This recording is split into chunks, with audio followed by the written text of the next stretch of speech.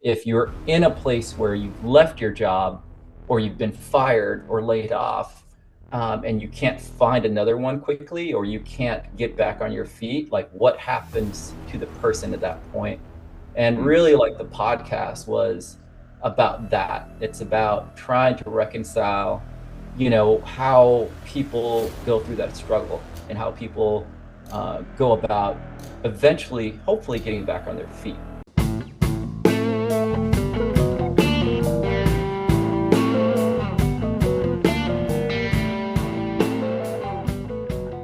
Today on Hustle 50, Savan Kong. He has one of the most unconventional career arcs in tech.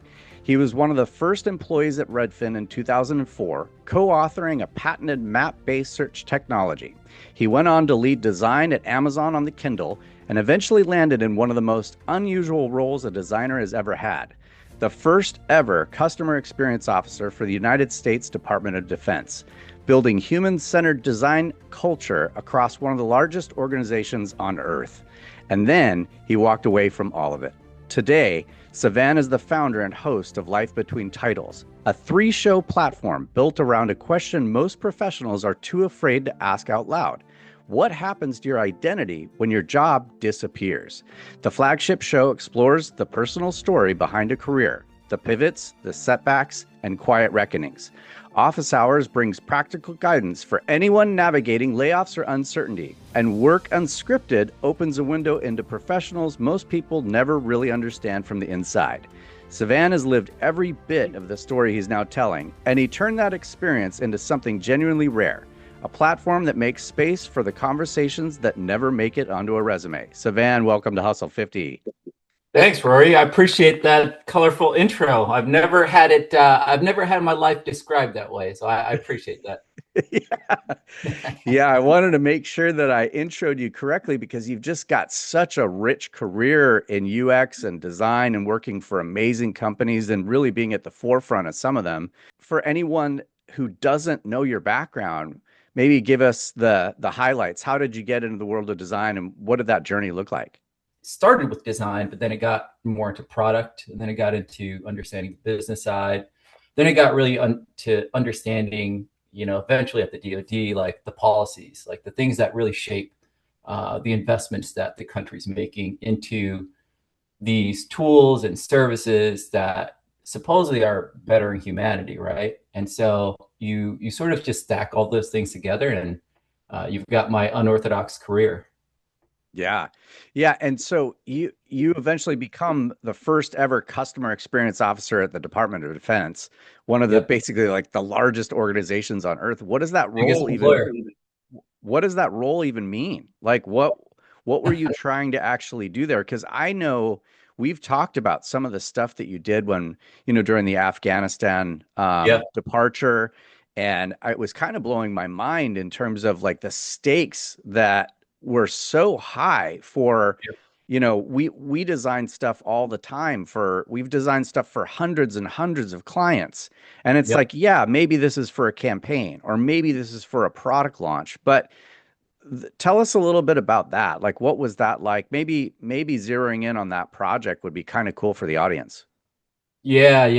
I mean, I think there's two questions you've got in there, Rory, and I'll touch on what I was doing as CXO first, and it's very different type of work than what I was previously doing. So when you work at the OSD level, so it's the Office of Secretary of Defense, that's literally like the highest office you can get in terms of the different agencies and organizational structure. Right. And people that are at that level don't have a couple things. So we actually don't have a budget assigned to us. And so that means we don't have money to buy things and tools, hire people, right? Like, and so, if you don't have that money and you don't have the authority to go out and hire these highly technical people, what do you do, right? Like, what are we paying all these people for? So what that boils down to is what I was doing is setting policy. I was providing guidelines and a North Star for how investments should be made across the rest of the DoD. And that really means, you try to understand where the technology is going, and you try to understand the needs of your customers. In our case, it was, the Army, Navy, Space Force, Marines, Air Force. And Right. then you try to set up a framework or guidelines for how they can then make their investments. So, we get billions of dollars every year. How do you invest that money in a way where you can understand like how all that stuff rolls together so that you're marching towards the same thing? Right. So a lot of that was really policy writing, guidance, and it's less sort of practical. So and then backing into your second question about the Afghanistan work. So this was when I was with an agency called Defense Digital Service, and it was started off as this this SWAT team of nerds is what they called it. And at that point, it was a small group, anywhere between 30 to 100 people that supported the entire DoD. And we reported directly to the Secretary of Defense's office. So that the stuff that came by our desk really was, high profile, shit hit the fan, Right. stuff is getting bad. And so his office will then deploy, groups of our teams. And one of the things that I was able to work on was the evacuation of Afghanistan, which was codenamed Operation Allies Refuge. And, it was one of those things where we had been in this country for 20 years, right? Like 2 decades, long time. And in almost like in the blink of an eye, we decided to pull out for whatever reason.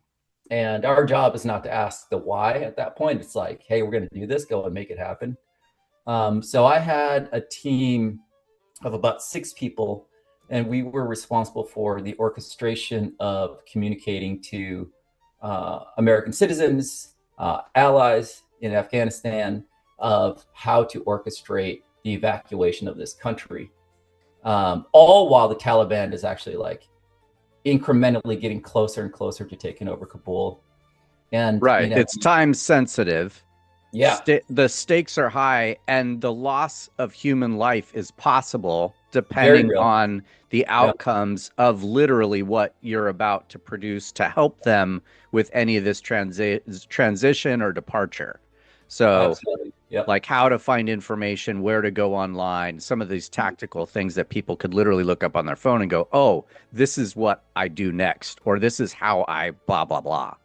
Yeah. And that's very real. Like we had, we lost some people both on our side and, on the side of Afghan citizens. And I'll give you a good example. So there was one lady who I can't remember if she was in the Army or if she was in the Marines, but she was one of the people that eventually died supporting Operation Allies Refuge.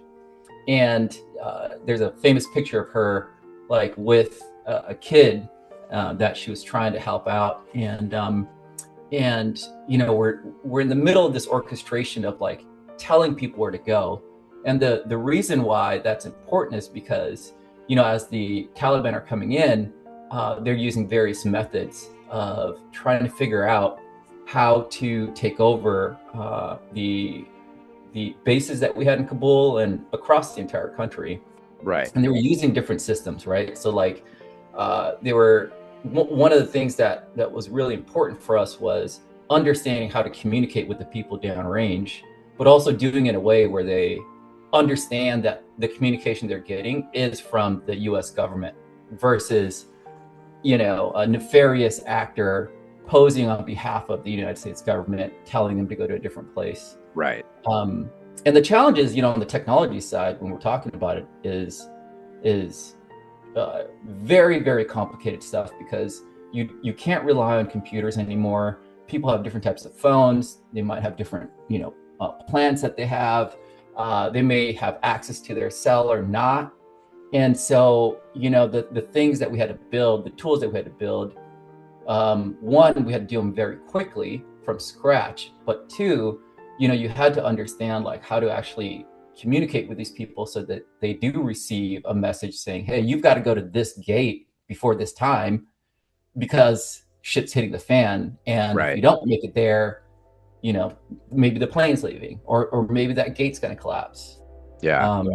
So there's, you know, there's a lot there in terms of the technology, but at the same time, like when you boil it down, it's really about building stuff that is helping communicate very practical information, right? Things that you would need to be able to execute this mission that we'd set forth. And that was, you know, just a small facet of all the orchestration that needed to be done. Yeah, when you were telling me this story, I remember thinking, you know, after it happened, we saw a lot of news, and we saw kind of what I would call, you know, the shit show of the quick sort of almost what looked like an escape. When I heard your story, I was like, oh, this sounds like a Netflix like special on like it's almost like interesting enough to be like, dude, what happens if they don't get this group that Savan's a part of doesn't get this information out? And I just kept stacking bodies, and I was like, well, more people probably won't either survive or be in a really great spot prior to them getting this information. And so for me, it was just like, wow, what an honor to work on such cool, high stakes, you know, work. Yeah, it was, you know, it was surreal, Rory. And one of the things they don't tell you when you take a job like this is there's, you know, unlike in private industry, whether it's Redfin or you have your own business or working at Amazon, like when you make decisions, it's really about a balance sheet, right? You're really sort of like trying to better the profitability of a private organization. But when you work at a place like the Department of Defense, when you make decisions, it really impacts the betterment of people. It really impacts whether people live or die sometimes. And, you know, the thing that you, as a leader within this space, building out these tools that you have to reconcile with, and, you know, I still like think about this a lot, but data in and of itself is a finite thing. Resources is a finite thing. And you are put in a position almost overnight to, maybe you're not the sole decision maker, but you have to then reconcile with the fact that at some point you're going to leave somebody out.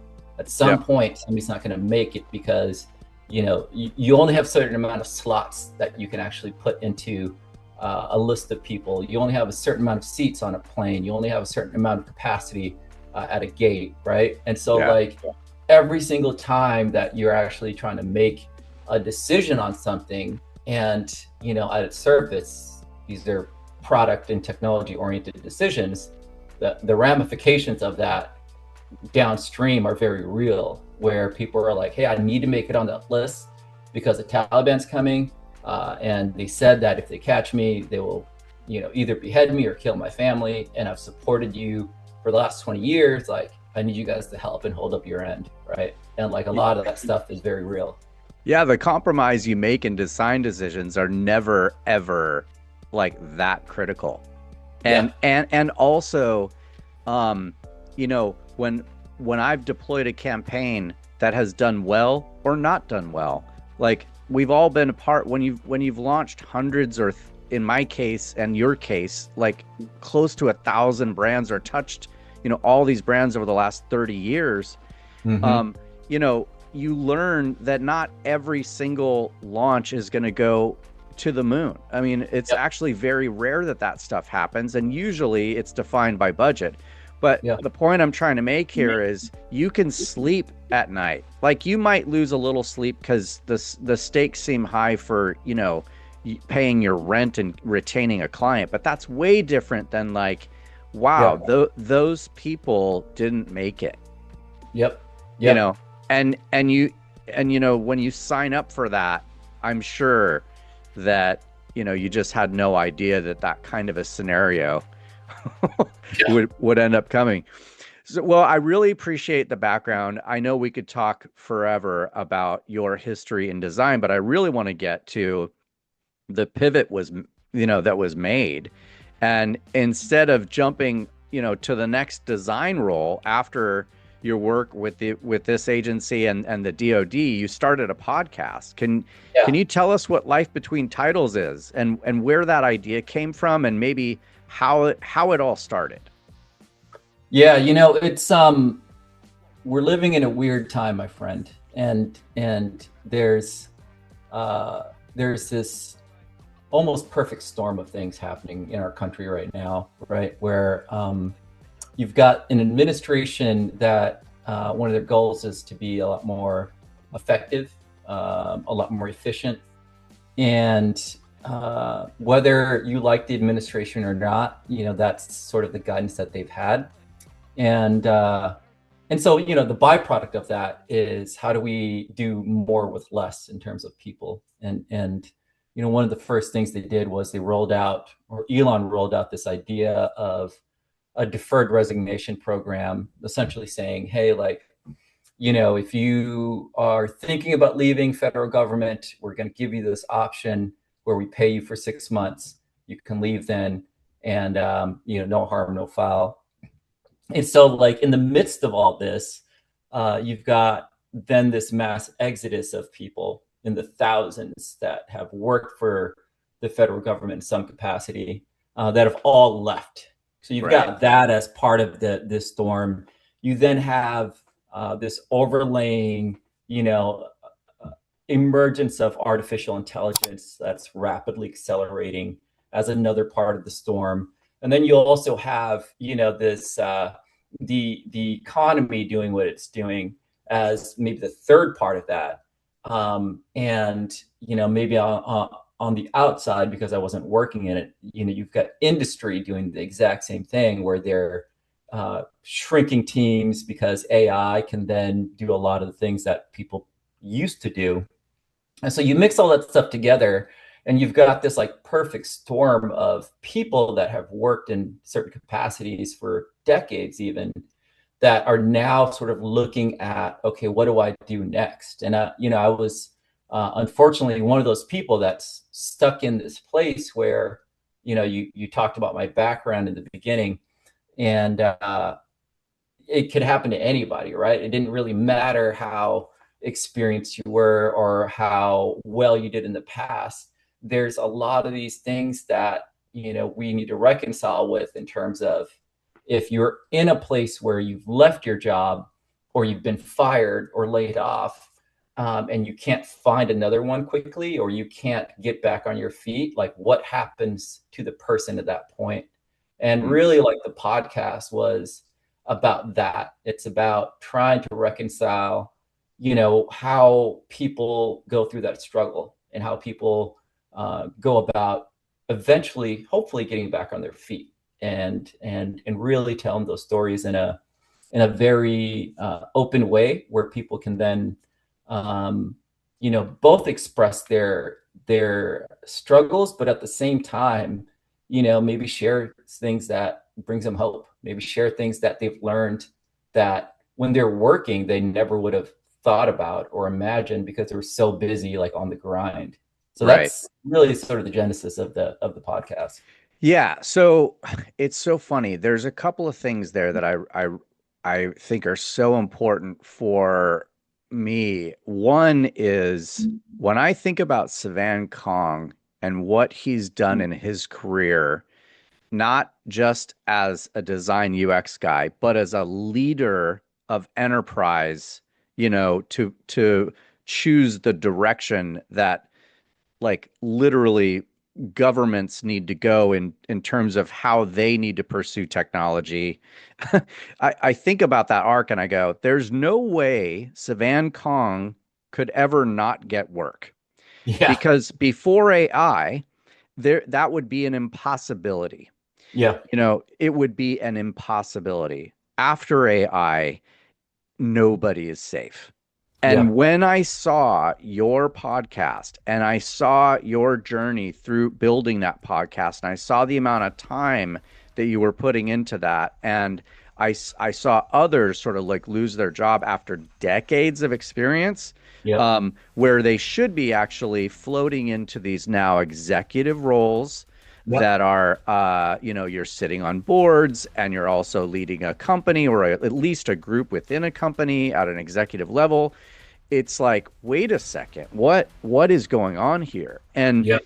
so so one thing is, your show inspired me to say, I I think I want to start something, and it inspired me to think about what I would do. Yeah. Um, and and then it just became so clear right before I started Hustle 50 that like people don't know what's coming. They, Nope. it's happening in this weird sort of hush hush way where it's not really having a massive effect on all of society just yet. But there's these management layers that are being just ripped out of like being required within corporate. And I think Hmm. it's starting sort of like mid and top level management roles. And then it's just going to keep going down and Yeah. keep going down. Where the reason we don't have mass hysteria right now is that your lower level jobs aren't yet really being ripped out. Like we're starting to see news on it. Great reduction at Amazon and other organizations like that of these lower level roles. But I don't think people really understand what's coming in by 2027, 2028. And I was like, okay, I have to start helping people really have like at least a backup plan. And Right. even if it's a backup plan that seems silly and ridiculous, that like an executive would be hauling junk or pressure washing or what starting an Amazon KDP website or whatever the hell it is. Yep. I want people to be inspired to know that they can start fresh and try and give people a bunch of ideas. So your journey really inspired me. But getting back to you and getting back to Life Between Titles, it's really a three-show platform. There's Life Yeah. Between Titles, there's Office Hours, Work Unscripted, and that's not really, when we talked about it, it's not really just a podcast. It's actually a potential media company. So when you Yep. sat down to design this, what were you initially envisioning? Yeah. I mean, the whole thing started with me talking to my friend, and she was a high power executive at a financial company, um, making millions of dollars, right? And when I ended up catching up with her, she also got let go, and she was the last person I would have ever thought that would be struggling to find a job just because of her history and her track record. And Life Between Titles was just trying to capture that sense of stress and anxiety and struggle that people had, and that's how it started. But then, after a couple interviews, the one thing I've noticed that was lacking was there's these stories of anxiety and stress, and struggle, but we've got a lot of that everywhere in the world, right? Especially with where we are now. And so, my idea about spinning up the other shows was to essentially showcase the other side of that coin. So, for people when they listen to the show with Life Between Titles, I didn't want to just give them the stories of stress and anxiety because you feel that already. Like if you're going through it, you're living it literally every day. And so, Work Unscripted was the other side of that, which is stories of people that do amazing things that are inspirational that you would never think would be a job, or you would never know what a person like that would do. And it's about that hope and inspiration and giving people that sense during maybe some of their hardest times in life, a sense of aspiration. If they wanted to do something like that, they could. Like, that is a real thing. Right. And then Office Hours was really sort of bringing in experts to help you navigate through these hard times. But the whole thing as a media company is really around both the struggles that you have, because everybody minus maybe the 1% will go through it. But also on the other side of it is, here's some great things that some amazing people have done. And hopefully by the time they're done listening to the show, they'll have that sense of feeling, right, of both of those things. Yeah. I think that there's a lot of ideas for content to go in buckets. And I love that you're thinking about solution-based content as well. Yep. So the show explicitly goes beyond polished career stories to focus on the decisions, setbacks, and pivots that actually shape a person's path. But guests have defenses. They've told their story 100 times. How do you get people to go somewhere real with you? Yeah, when I talk to people, I tell them, like, if they're not ready to tell their story, like, they don't have to feel pressured to come on the show. Right. Everybody who's come on the show has at some point come to a reconciliation of where they are in life, of the moment in time that where they're either going through something amazing or they're going through something horrible. And I feel like all the guests that have been on the show are at this point where they want to tell their story. But, Rory, it's weird. Like when you get fired or you get laid off or you decide to voluntarily quit, the journey that you have is typically very isolating. You're very much alone, right? Like you don't go and you tell people, hey, I got fired. Yeah. Or, one of the questions that you always get asked when you meet somebody new is, hey, what do you do? Right? Like, what's your job? Like even before who you are. And people will define themselves through these titles they have. Oh, I'm a senior director at Microsoft, or I'm a designer at such and such, or I own a business. Yeah. But the fact of the matter is, like, a lot of times we've been trained to identify ourselves through our work. But like the idea of when that work goes away, how do you then identify yourself? And so when people get laid off or they get fired, they have to then try to figure out what that looks like. And that journey of trying to figure that out is very lonely and isolating. And so what I tell people is like, hey, when you come on the show, you now aren't alone. Like you can tell your story to other people and other people will listen. And in many ways it's part therapy. In many ways it's just part of, once you say something out loud, and I'm a big believer of this, is once you speak it and you hear it and you understand that other people are hearing it, it becomes much more of a real thing because you can hear the words come out, you can process it, and then you can actually internalize it in a different way than if you were just thinking about it in your head. Yeah. And so that's a big part of the show as well. Yeah. Well, and there's so much in there to unpack. So first of all, I think that anybody listening to this may still be like, yeah, but everybody gets there. People have been getting fired since the dawn of time. You're right. But you and I know, because of our closeness to technology and the macro decisions that are being made from the top down, that the idea of people needing to be understood, heard, and or the epidemic of isolated people's feelings across the board. If everybody starts losing their job, it's going to be super critical for there to be a contingency plan on the mental health of literally everyone. Not just the people losing the job, but the people dependent on those people and the kids of those people, et cetera, et cetera. I don't think people really understand the effect on a country or a planet when everybody is losing their jobs. And I'm not trying to be fear-mongering here. I'm trying to say there's a wave coming we've never seen before. And if it doesn't translate into new work building the robots that are taking our jobs, we better come up with something. And in the meantime, there's going to be some ugliness. And I think your channel serves that need.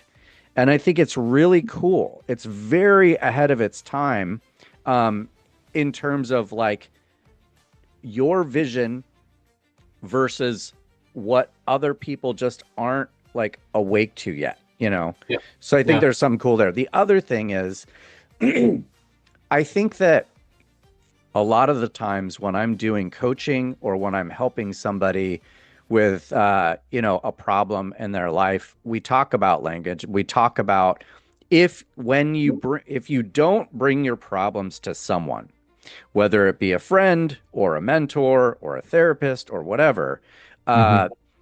uh, and you're just isolating, the value in bringing or saying what is bothering you, or bringing that to the table and at least sharing it with one person, the Yep. value in that is like exponential. First of all, I get to hear myself say what I believe is true, which in a lot of cases, what I say or what I've been thinking, once I say it, I realize, oh, I'm full of shit.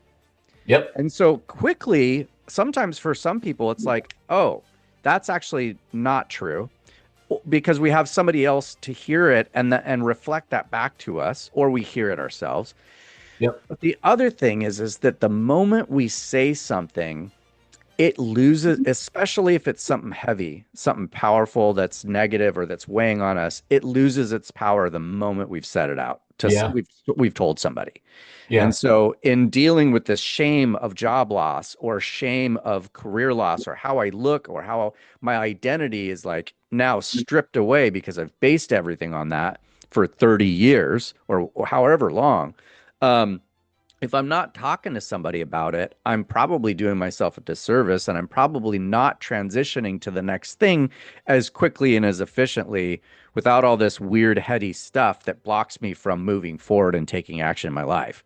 Yep. So, all right. Okay. So, um, you're also like writing and working on things behind the scenes.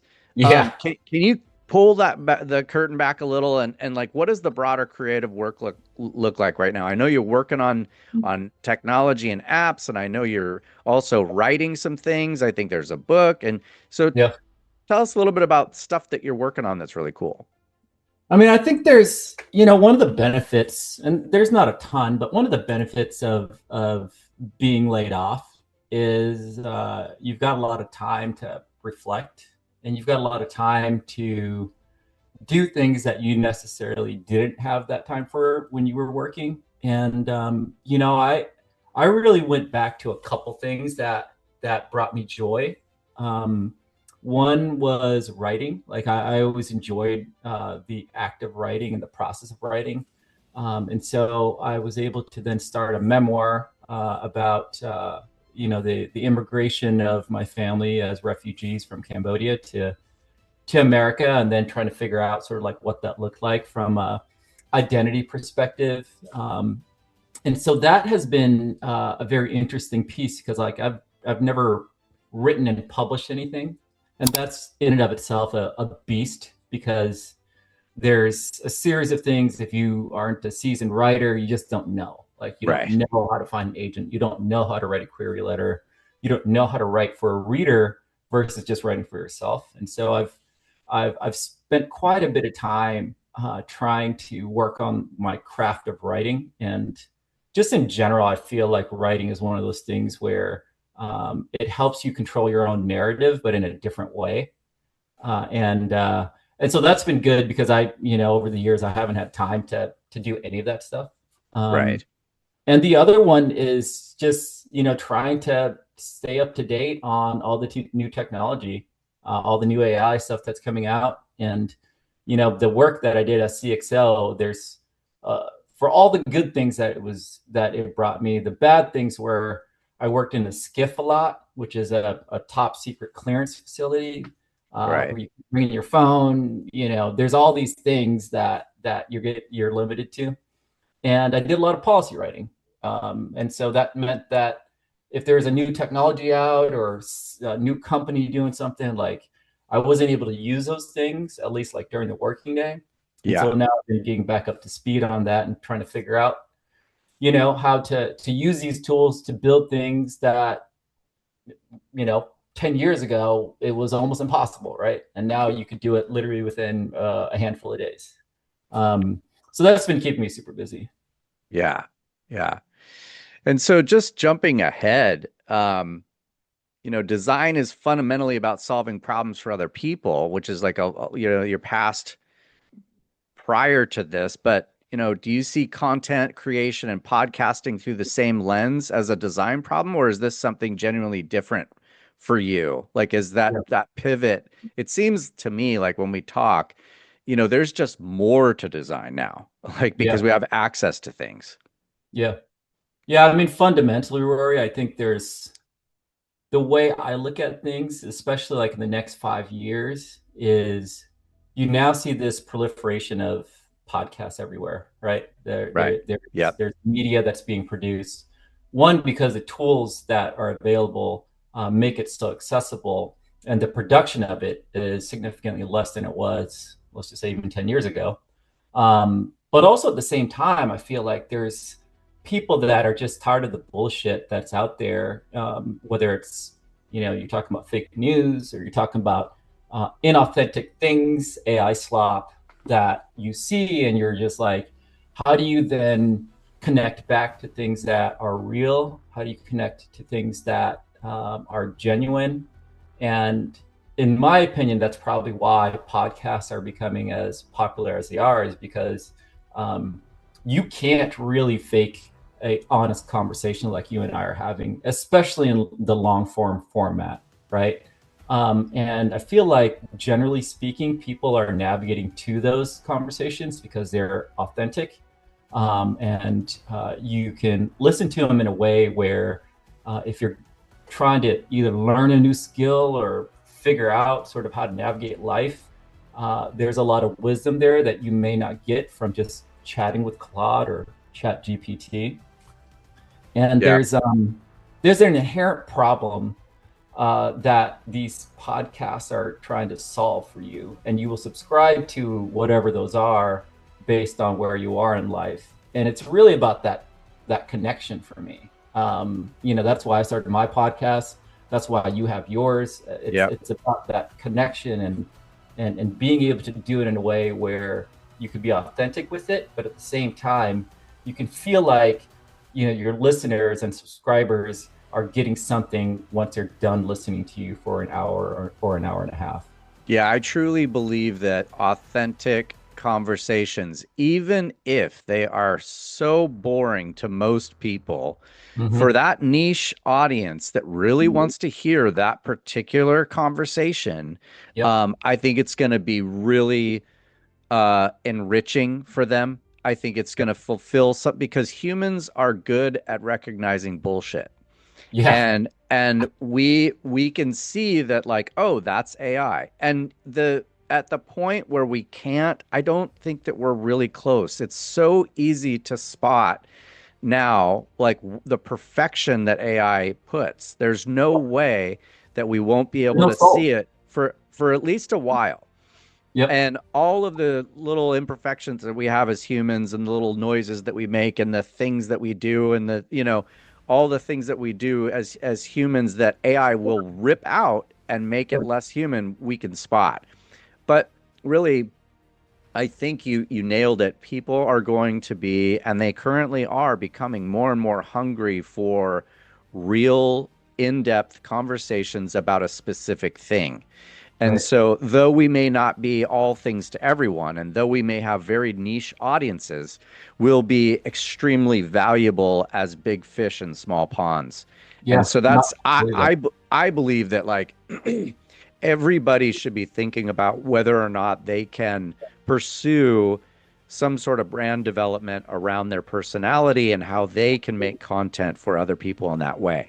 Now, Yeah. not Yeah. everybody is going to want to be on camera. Not Right. everybody's going to want to talk to people. I get that. But if you are and you have something to say, figuring out who you can say it to and how to be helpful and a good steward to society, I think that's going to pay off in dividends down the road.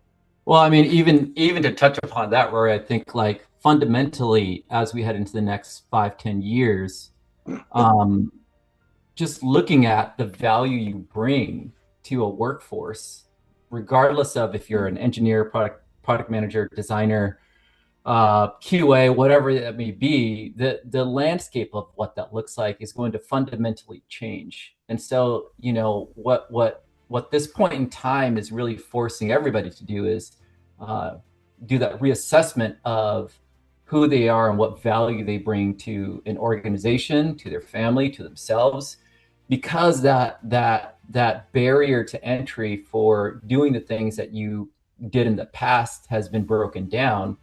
And so, if that's the case, then as you're going into work, or you're trying to start a new business, or you're trying to understand what value you bring from a product or service perspective, how do you think about those things, right? Like, how do you walk into a situation where you want to, say, get a job, and how do you frame yourself in a way where you can't be replaced by AI or a machine?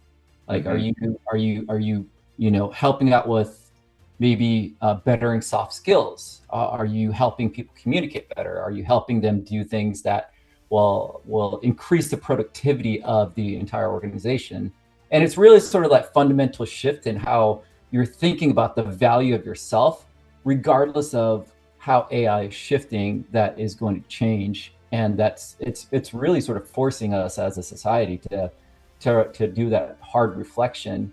And even for me, it's like, I loved being a product manager and I loved being a designer, but fundamentally those will change, and those titles will probably not even be there in 10 years, right? Yeah. And Yeah. so, like, if that's not the case, then how do you position yourself? How am I going to position myself in a way where I can actually still be a person that can contribute some value to some organization that wants to pay me for my time?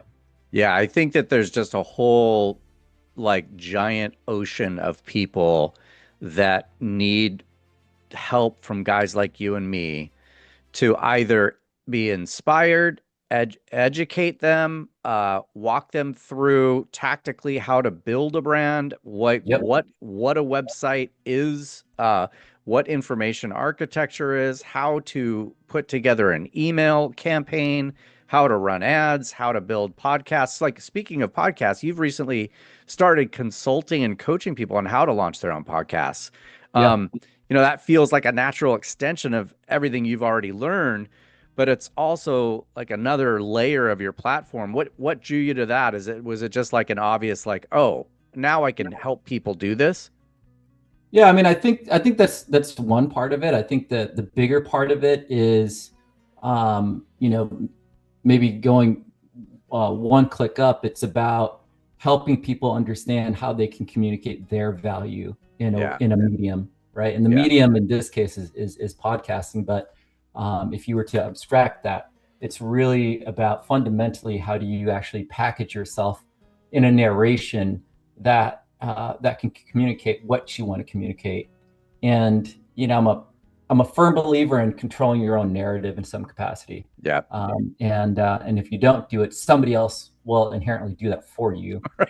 And so, how do you actually like position yourself in a way where you can do that, whether it's through writing, podcasting, drawing, whatever it may be? But there's fundamentally going to be that need for doing that in some capacity in the future, especially if you're trying to be successful in a business perspective. Yeah, it's you cannot just rely on like a resume and LinkedIn anymore. Nope, absolutely Yeah. not.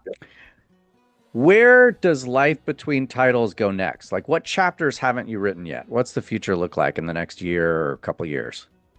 Oh man, I think the thing that I've always said, whether I have 5 listeners or 5,000 or 5 million listeners, I think the thing that really sort of keeps me going with the podcast is that connection to Hmm. individual people. And so, in the next year, I want to do a few things. So the first thing I want to do is I want to make sure that I'm understanding of my audience and what they're looking for in terms of stories, and that means being a better listener myself, and really sort of trying to figure out how I can be a good servant to the listeners that have committed sometimes hours of their lives, right, over the week. Because every single one of my episodes is about an hour and 15, an hour and 20 minutes. That's a Right. lot of time, like, Yeah. especially, my audience is people that are in the 30s to their early 50s. Like, generally speaking, you probably have kids. You probably have a partner in some capacity. You probably have older parents. And, Yeah. time becomes less of yours and more about, how do you actually support all these other things. And so I don't take that for granted for when somebody wants to commit an hour listening to my show. It becomes like a really big deal for me. And so making sure that I'm providing them quality shows that will better them in some capacity. And I think the second piece of that is, you talked about a little bit about sort of like, how do I give them more tools and things they can use? That's going to be a big part of what's coming out in the next year is the addition of not just these stories, because the stories are good in and of themselves, but the predicament that my listeners have is they want shit that can help get them out of a situation. Right. And so Value. Yeah. the more I can do that, I think the better off I'll be in terms of being that servant to the listeners of the show. Yeah, that's awesome, man. That is great. I really appreciate you coming on the show today, and I look forward to seeing the growth of the channel. And it's been kind of cool to watch how much it's grown so far. Before I let you go, tell everyone where they can find you and the show. Like, where should people go first to learn more about and watch some of these interviews? Yeah, I mean, just go to lifebetweentitles.com. That's the main website. I am heavily active on LinkedIn. So just search for my name. I'll give you the link to post up there. But I'm also heavily active on Substack, which is the written form of all of my interviews that I've done. I try to make it easy for people if they want to understand what a show's about, to be able to either listen to a 30-second highlight or read about it in their email or listen to it on Spotify as they're going for a walk. So those are probably the three best places to start. Yeah, and I'll make sure that I'll put links in the description below to Life Between Titles, the podcast, all three shows, and Savan's LinkedIn, so you can follow along and reach out directly if you want to work with him. Go check it out, subscribe, and if you're in one of those between title moments yourself, this show's for you. It's really awesome. Savan, any final thoughts you want to leave people with? Yeah, keep your head up and try to be stubborn, right? Like, the shit we're going through is hard. Yeah. And the stuff you're going to learn is probably stuff you've never done before. But keep pushing up, pushing forward. I love it. Yeah, take action. Take Yep. action. Don't sit in it. I mean, Agreed. take a break, take a breather, but then get going. Yeah, agreed. All right, brother. I will talk to you soon. I really appreciate you coming on the show. Thanks, Rory. Appreciate you, man. Yeah, man. We'll Have a talk to you. great day. See ya. Okay, bye.